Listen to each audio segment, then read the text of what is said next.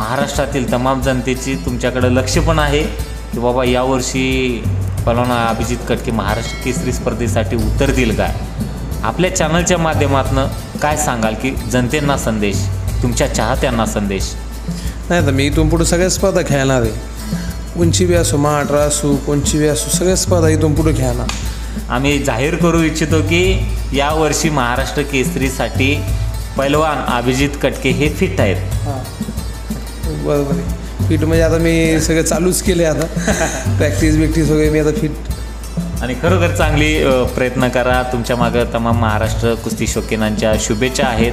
महाराष्ट्र केसरी पैलवान अभिजित कटके यांच्या इथं आलेला आहे आपण, आणि त्यांची मुलाखत घ्यावी अशी बऱ्याचशा लोकांची इच्छा होती आणि बरेचसे तुमचे कमेंट्स येत होते की अभिजित दादांची कधी मुलाखत घेणार. आणि योगायोगानं आज त्यांची भेट झाली आणि मुलाखत घेण्याचा योग आलेला आहे. पैलवान, प्रथम आपण वेळ दिलात, खरोखर तुमचं मनापासून आम्ही आमच्या चॅनलकडनं आभारी आहोत. थँक्यू. पैलवान म्हणलं की खडतर तपश्चर्या आली आणि आपलं नाव महाराष्ट्रामध्ये नाही तर देशाभरात गेलेलं आहे की अनेक असे मेडल मिळालेले आहेत. आणि बाहेर राष्ट्रात पण तुम्ही भारताचं नेतृत्व केलेलं आहे, भारताचं प्रतिनिधित्व केलेलं आहे.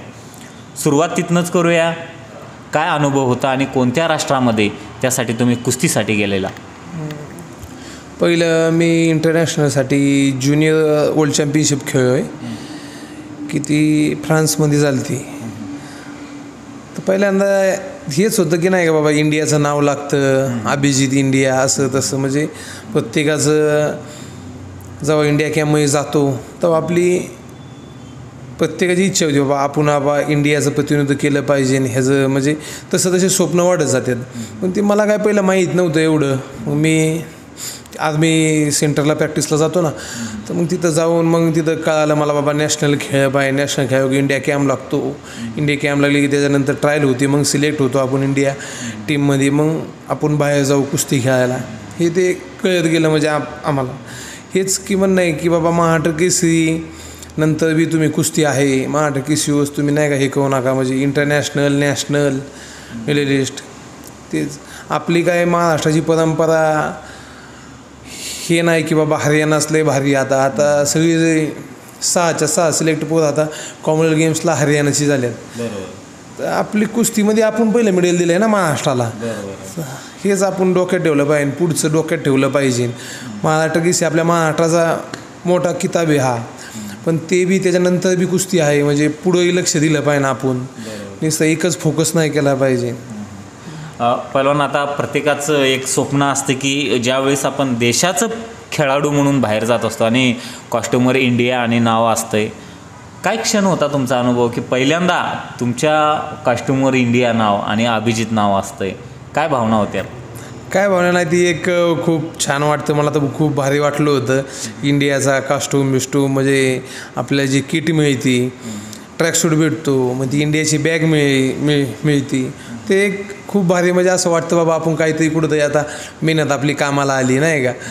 म्हणजे आपली असं मग जादा माणूस बाबा इंडियासाठी आपण नंतर परत प्रॅक्टिस करूशी वाटते बाबा. हेच आपल्या अपेक्षा वाढत जातात. बरोबर. आणि पहिलं मला सांगा की कोणकोणत्या देशामध्ये आपण भारताकडनं खेळलेला आहे? मी ज्युनियर वर्ल्ड चॅम्पियनशिप खेळलो आहे. फ्रान्समध्ये होती. परत अंडर-23ला गोल्ड घेतलं होतं, डायरेक्ट माझी निवड झाली ती वर्ल्ड चॅम्पियनशिप रोमानियाला होती. परत अंडर-23 एशियन चॅम्पियनशिप खेळलो आहे, ती मंगोलियाला होती. परत आता मागे 2019ला सिनियरला गेलो होतो, तो वर्ल्ड कप खेळा, तो इराणला खेळा आम्ही. असे 4 वेळा मी इंटरनॅशनल आहे. आता बाहेरच्या देशात गेलात आणि आपली भारतीय संस्कृती वेगळी, तिकडली संस्कृती वेगळी, बोलीभाषा, राहणसण वगैरे सगळ्या वेगळ्या गोष्टी. तर तुम्हाला असं काय वेगळा अनुभव आला की बाबा भारतातनं आपण तिथं गेल्यानंतर असं तिथला आणि इथला जो फरक आहे वेगळा काय वाटला तुम्हाला? फरकचं काय वाटलं ना, आता समजा वातावरणात तर खूप बदल आहे. आता आम्ही पहिल्यांदा फ्रान्सला गेलो, तिकडं थंडी खूप होती. मेन गोष्ट तर तिकडं म्हणजे आता कसं आहे आपल्याकडे कसे आता मँगो, त्यांना वाटतं बाबा इंडियामध्ये मँगो पिकतात नाही का म्हणजे. आणि तिकडं आता आम्ही गेल्यानंतर मग आम्ही एक त्या हॉटेलमध्ये राहिलो होतो, तिकडं सफरचंद मागं होती झाडांना. म्हणजे हे असं म्हणजे एक वातावरण वेगळं असतं, तिकडं थंडी जादा असती. हे आणि ती निवड झालेली किती वजन गटामध्ये निवड झालेली कशी?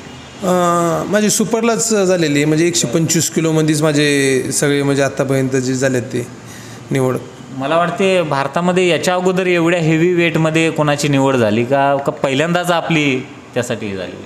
महाराष्ट्रामध्ये तेव्हा बघा तुम्हाला सांगतो, माझी एवढं 3-4 वर्षात एवढीच झाली ती.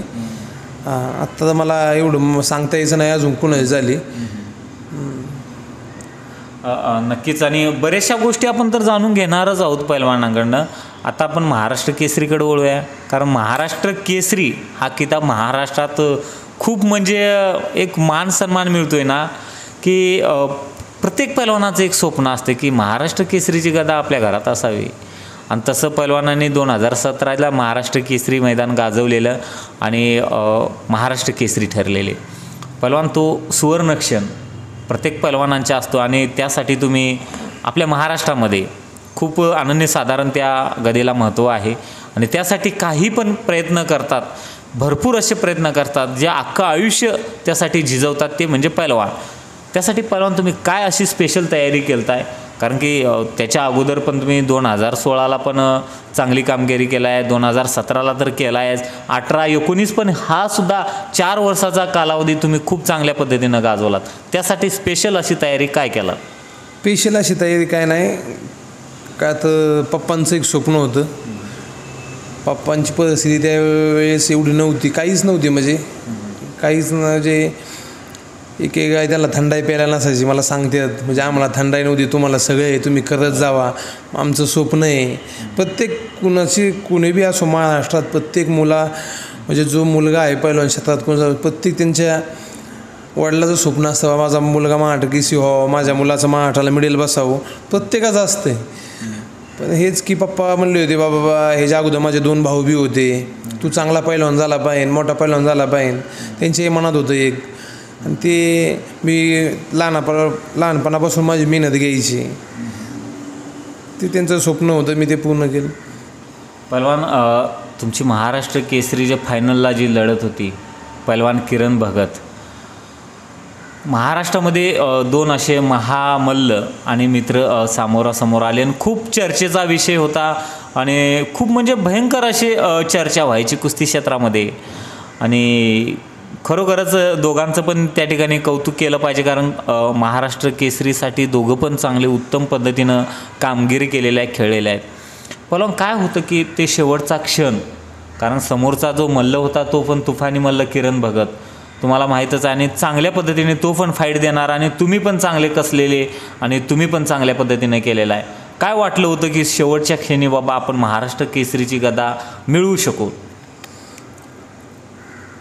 प्रॅक्टिस बी करत होतो मी, प्रॅक्टिस बी त्या लेवलची केली ती आणि अजून बी करतोच प्रॅक्टिस, तसं नाही म्हणायला. पण प्रॅक्टिस तेव्हा मी बाबा आदल्या वर्षी हरलो होतो ते फायनलला, ती एक मनात होतं, त्यासाठी मी खूप प्रॅक्टिस केली ती. आणि दुसऱ्या वर्षी मी तेच मग महाराष्ट्र केसरी झालो. मग काय कसं वाटलं की बाबा एकदम वडिलांना जे स्वप्न होतं की वडिलांचं की आपला मुलगा महाराष्ट्र केसरी व्हावा, आणि तुमच्या वडिलांची पण बाईट्स बघितली की मी त्यांच्या डोळ्यामध्ये आनंद अश्रू होते आणि त्यांनी बोललेले की बाबा मुलगा महाराष्ट्र केसरी झाल्यानंतर लँड क्रुझर काहीतरी घेऊन देऊया गाडी. काय सांगाल ते एवढं स्वप्न जे केलात तुम्ही पूर्ण, वडिलांची भावना काय होत्या? वडिलांची भावना हीच होती की त्यांनी बाकी भाऊ होते त्यांच्याकडून कुस्ती मेहनत करून घेतली, त्यांच्याकडून ते स्वप्न पूर्ण नाही झालं तर माझ्याकडून करायचं. ते मला सारखे म्हणायचे, बाबा आता तूच शेवटचा पैलवान आहे घरातला, मी नंतर काय एवढं हे नाही का त्यांनी त्रास सहन केलेला आहे स्वतः. जवळजवळ मला वाटतं 30-32 वर्ष झाले इथून पप्पा रोज सकाळी येतात माझ्या, म्हणजे ते अगोदर यायचे. मी लहानपणी असताना मी इथं शाळेत जायचो तेव्हा बी रोज पप्पा जायचे तर तालमीतच, ते त्यांचं शेड्यूलच आहे. सगळं काय असून बी पप्पा माझ्यासाठी रोज 5:30ला तिथं हजर आहे. मग आता त्यासाठी मग पप्पांनी एक स्वप्न होतं की बाबा भावांनी तर काय केलं नाही पण तू केलं पाहिजे. आता भाऊ पण पैलवान होते. हा भाऊ त्यांचे बी आता सगळ्यांचे जवळजवळ माझे सख्खे चुलत भाऊ आहे ते तिघांचे बघ त्यांची नॅशनल झाले. आता महाराष्ट्राला त्यांचे गटांनी मिळेले, कुणाचं सिल्वर आहे, कुणाचं गोल्ड आहे. यांचं सगळ्यांचं म्हणजे हे होतं की आता पप्पा म्हणले नाही बाबा तू जरा चांगला मोठा पैलवान झाला पाहिजे. आता बास म्हणले मी आता कवर आहे का ना म्हणजे नाही का, हेच स्वप्न होतं त्यांचं एक. ते बी स्वतः व्यायाम करतात रोज येऊन. बरं. आता बऱ्याचदा बोलतो की आपण जर पाल्यांना जर पैलवान व्हायचं असेल तर वडिलांना आधी पैलवान व्हावं लागते. तसंच वडील पण सोबतच असतात. तुम्ही बघितलं तालमीमध्ये होते बरेचसे दिवस. म्हणजे पैलवानांचं जे बारीक सारीक गोष्टी असते त्यांचं डाएटचं असो, पैलवान व्यायाम करतात कसे, किती वेळ करतात, कशा पद्धतीने केलं पाहिजे, हे सगळ्या गोष्टीचं मार्गदर्शन वडिलांचं तर मिळतं आहे. आणि तसंच वस्तादांचं पण यांच्याकडे लक्ष असते. संपूर्ण कुटुंबियाचा पाठिंबा असतो. त्यामुळं कुस्ती क्षेत्रामध्ये आज जे काय आहेत ते आहेत. कारण की कुटुंबाचा पाठिंबा असणंही तेवढंच कुस्तीगिरांच्या पैलवानांच्या पाठीमागं असणं ते पण महत्त्वाचंच आहे.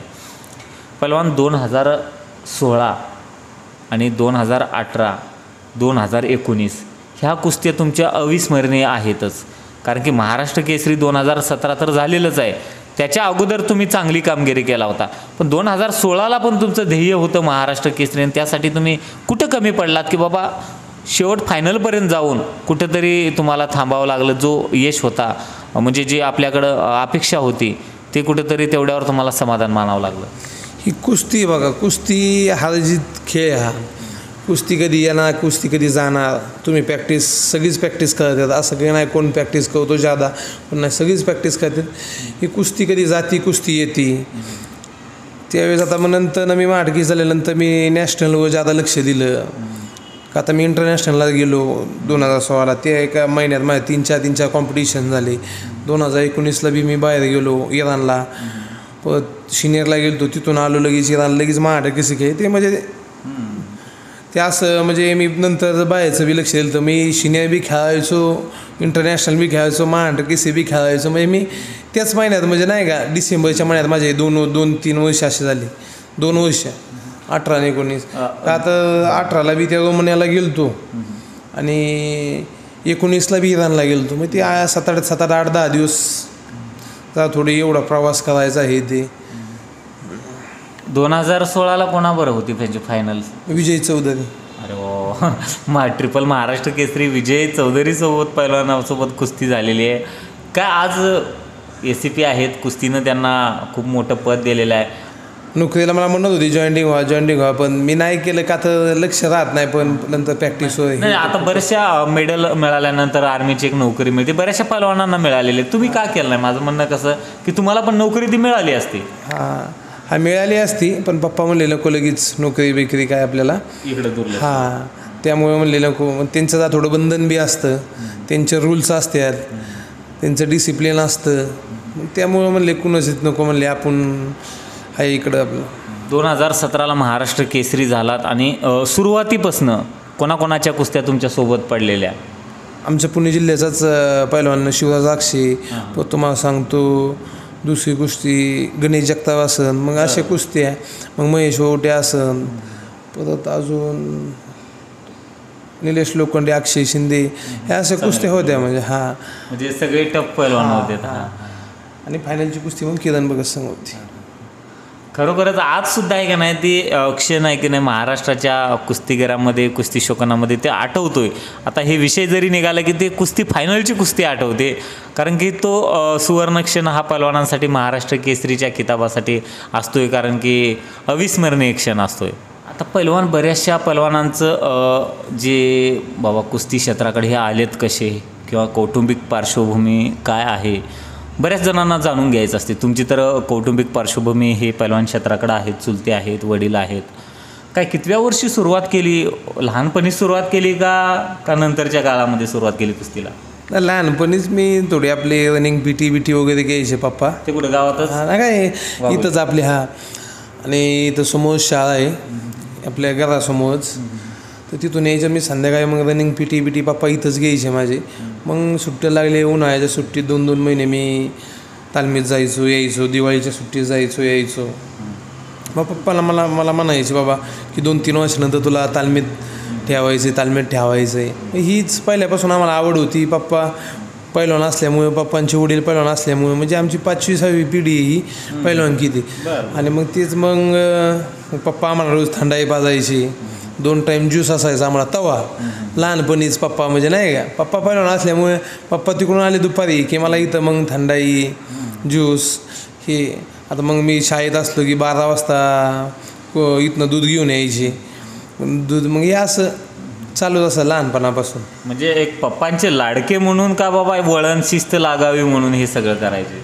लाडकेचा विषय नाही, लाडके नाही, पण याचा की बाबा बाप्पांच्या मनातच होतं. पप्पा मला म्हणायचे लहानपणापासून तुला पैलवान व्हायचं आहे म्हणून, तू शाळा शिक नाही तर नको शिकू म्हणायचे, पण पैलवान हो म्हणायचे.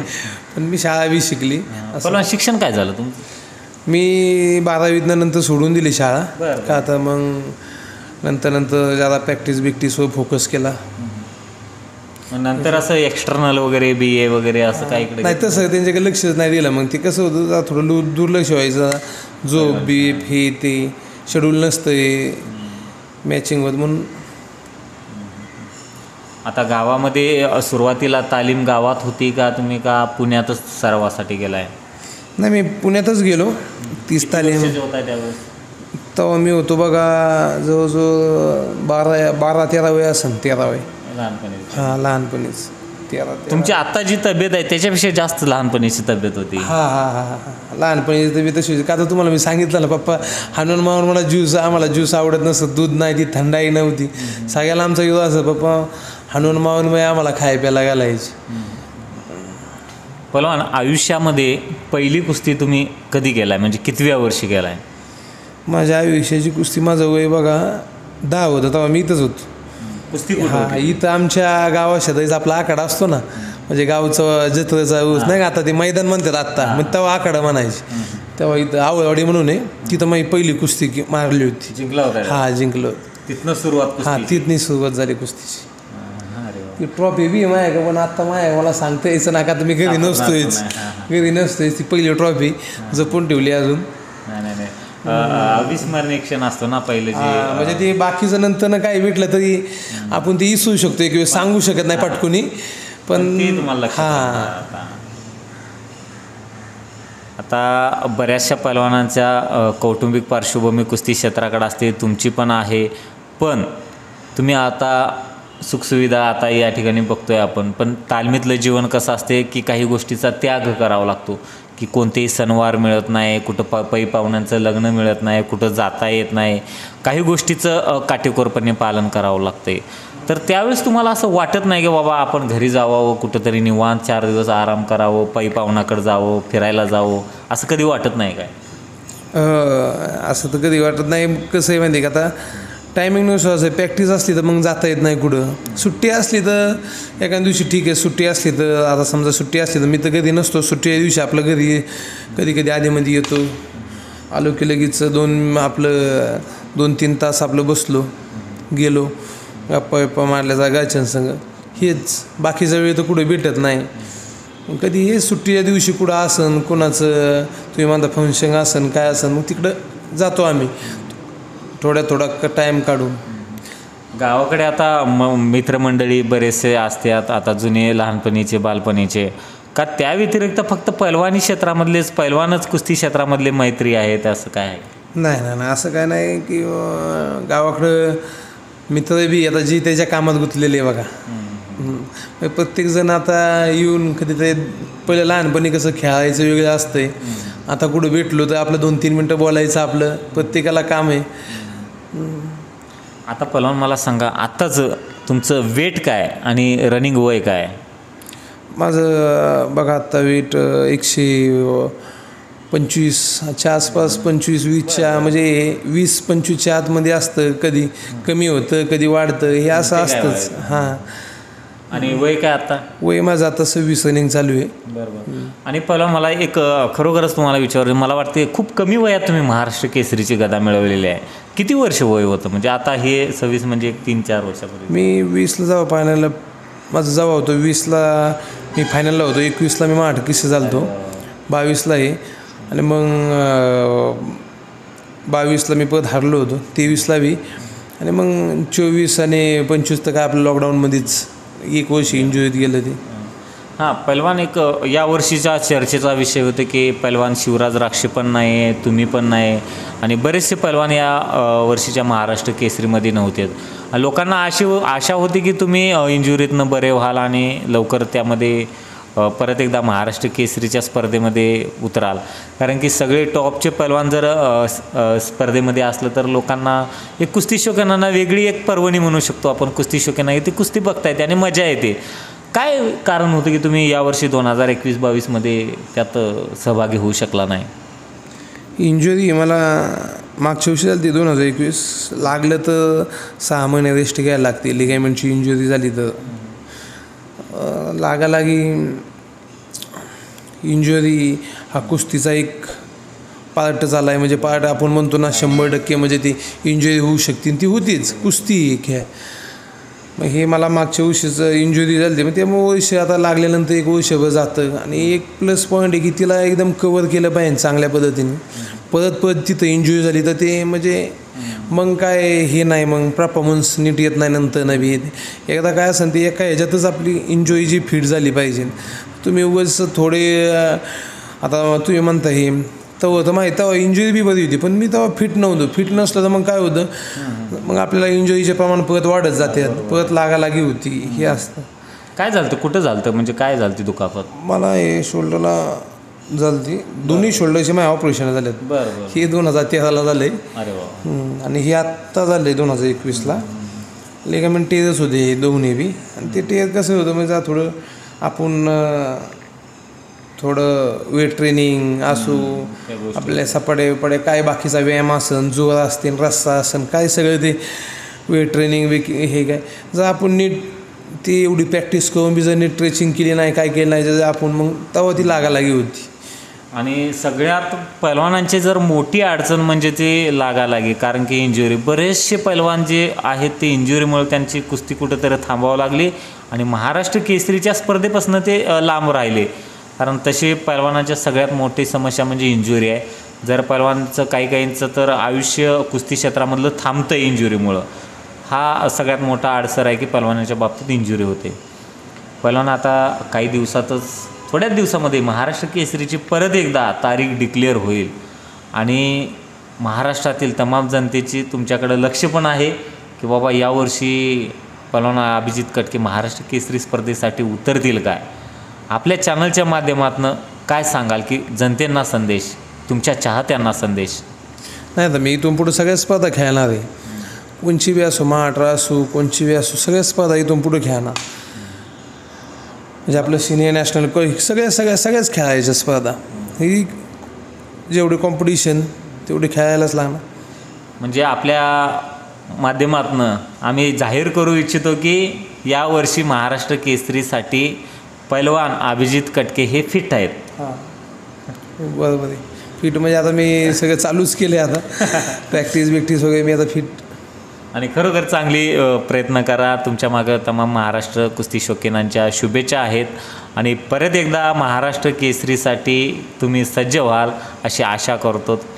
आणि बऱ्याचशा गोष्टी आहेत की त्या खरोखर पैलवानाच्या हिताच्या आहेत की परत एकदा पैलवानानं जोमानं यामध्ये सहभागी झालं पाहिजे.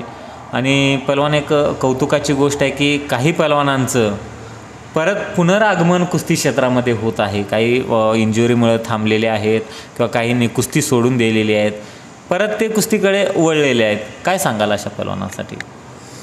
परत कुस्ती कसं असतं, इंजुरीनंतर चांगली रिकव्हरी केली, हे केली तर परत काही होऊ शकत नाही. म्हणजे इंजुरी होत नाही प्रमाण.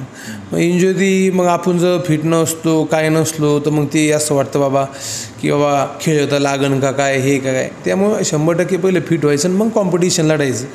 तेव्हा मग ह्यासाठी सगळ्यांना संदेश सांगतो मी, नाही का बाबा इंजुरी कोणाला, मी तर मेन गोष्ट म्हणतो इंजुरी कोणाला होऊच नाही. कुणी बी असो म्हणजे कोणी, म्हणजे कसं आहे त्यात टाईम बी जातो, आपल्याला रिकव्हरीला वेळ बी लागतो, प्रॅक्टिस बी थांबती, सगळं शेड्यूल बिघडतं, परत नंतर रिकव्हरी व्हायला बी वेळ लागतो. सगळ्याच गोष्टी असतात.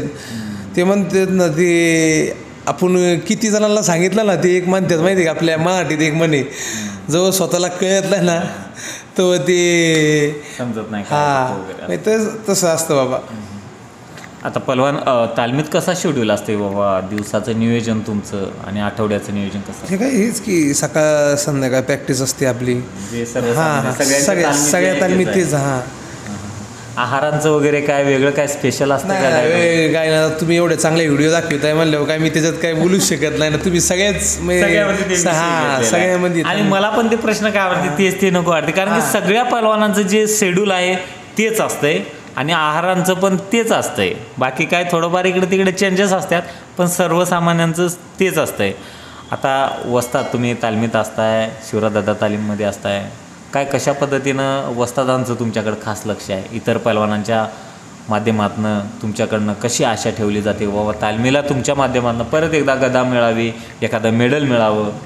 नाही सगळेच आता समजा जगमल सर आहे आमचे कोच, आमच्याकडून चांगली प्रॅक्टिस करून देतात. ते डायरेक्ट आम्हाला सांगतात बाबा तुम्ही ते नरसिंगबाई आता आपल्या इथंच प्रॅक्टिसला असतात, तर ते जगमल सर कायम सांगतात आम्हाला बाबा तुम्ही लक्ष बारीक नका ठेवू. लक्ष बारीक म्हणजे कसं, आता त्यांचं म्हणणं काय आलं, आता नरसिंगबाई आहे महाराष्ट्र केसरी ट्रिबल, ऑलिम्पिकला गेले, वर्ल्ड चॅम्पियनला नंबर काढला, ऑलिम्पिकला गेले, हे तुम्ही महाराष्ट्र केसरी थांबू नका. महाराष्ट्र केसरी मी म्हणत नाही की असं नाही, महाराष्ट्र केसरी बी खेळा तुम्ही, बाहेर बी म्हणजे आपला बाहेर बी आपली महाराष्ट्राची कुस्ती. मी मगाशीच म्हणलं तुम्हाला हरियाणापेक्षा बी लय मोठी आहे, आपण मेडल दिले कुस्तीत, तर आपण का मागं थांबायचं ना. हे आपलं सगळ्यांना महाराष्ट्राला तुम्ही बी सांगत जावा चॅनलद्वारे की बाबा नाही महाराष्ट्रात नुसतं महाराष्ट्र केसरी नाही, आपले पैलवान बी, आणि महाराष्ट्रात एवढे चांगले पैलवान आहे की हरियाणाला बी आपण हारू शकतोय. एवढे पहिले एवढे आपले मिडल येत नव्हते नॅशनलला, आता सगळ्या जेव्हा जाती आपली टीम तेव्हा मिडल घेऊनच येतात आपली टीम. हां पहिलं कसं होतं बाबा, गेली टीम आली म्हणजे कोणी हे नव्हतं बाबा, कधी ती सिनियर नॅशनल झालं, कधी हिंद केसरी, ते कळत बी नव्हतं. म्हणजे जुने पैलवान आम्हाला सांगतात. बरोबर. हां म्हणजे आता एवढं तुम्ही यूट्यूबद्वारे सगळं दाखवित आहे, सगळं कळतंय, एवढे स्पर्धा हे चालू आहे, तर सगळ्यांनी म्हणजे वर बी फोकस केला पाहिजे. नुसतं महाराष्ट्रात फोकस करून उपयोग नाही, मग आपण आपल्या राज्यातच आपण कळतोय ना.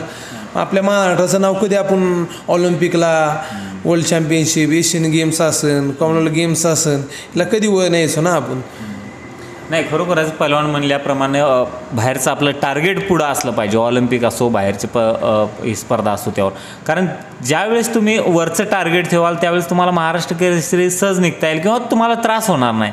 यावर्षीचं उदाहरण बघितलं आपण की पृथ्वीराज पाटील बाहेर देशात खेळलेले, चांगल्या पद्धतीनं सराव केलेले, त्यामुळे महाराष्ट्र केसरी यावर्षी म्हणजे बऱ्यापैकी ते आपलं मेहनत तर केले, सगळेच करतात पहलवान, ते नाही असं नाही, परंतु ते सोपं जातं आहे. काय सांगाल पहलवान? त्या लेवलची प्रॅक्टिस केली की मग सगळं चांगलं होतं, मग स्पीड बीड सगळं असो नक्कीच फायदा होईल. हां नक्कीच. आता लगेच आता त्या दिवशी कोच आम्हाला कायम सांगतात मॅट प्रॅक्टिस करत जावा, चांगली करत जावा, का तर आपली इथं मातीची कुस्ती हे ठीक आहे म्हणले, तुम्ही मातीत बी करा, पण म्हणले मॅटवर ज्यादा लक्ष द्या. मॅटवर तुम्ही लागला तर तुम्ही बाबा नॅशनलला मेडल काढलं, परत तुम्ही इंटरनॅशनलला मेडल घ्यासान तेव्हा तुम्हाला नोकरी लगेच भेटन. म्हणजे तुम्ही मॅटवर फोकस ज्यादा करा. आता माती तर आहेच, आपल्या महाराष्ट्रात तर आहेच ती नाही, पण ज्याची लाईफ गाडवायची त्यांनी बाबा आपण मॅटवर फोकस केला पाहिजे. का तर नॅशनलला मेडल असल्याशिवाय आता नोकरीला बी लवकर जॉईंट होत नाही ना. तुम्ही नॅशनलला जर फर्स्ट सेकंडमध्ये असला तर तुम्हाला लगेच नोकरी जॉईंट होती, पुढे बी असो, मग कोणची बी जे असो, एअरफोर्स, नेव्ही, आर्मी, कोणची बी, रेल्वे सगळे ह्याच्यात लगेच जॉईंटिंगला लगेच आपली फाईल मजबूत होती. मग मंडळी, नोकरी बऱ्याचशा लोकांना लाल मातीने दिलेलं आहे, कुस्तीनं दिलेलं आहे.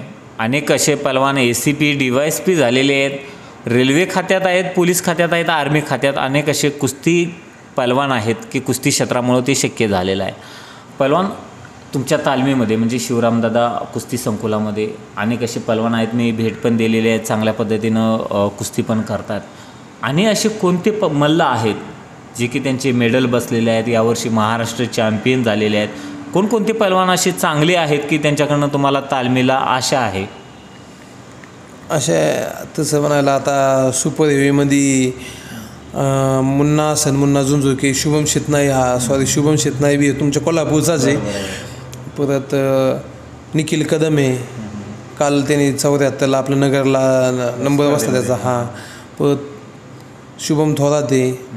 परत तुम्हाला सांगतो अशी लहान मुलं बरीच आहे, पण इथं आत्ता 3-4 जण तर नंबरातली आहेच.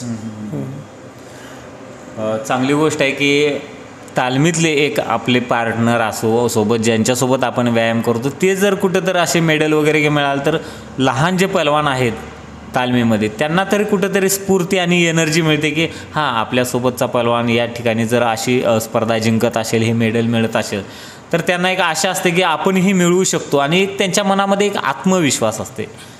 तर ह्या सगळ्या गोष्टीचा आढावा आपण या व्हिडिओच्या माध्यमातून घेतलेला आहे. पैलवानांचं कुस्ती क्षेत्रामध्ये जो प्रवास आहे आणि बरेचसं काही आहे की तो व्हिडिओच्या माध्यमातून त्यांच्याकडनं आपण जाणून घेतलेला आहे.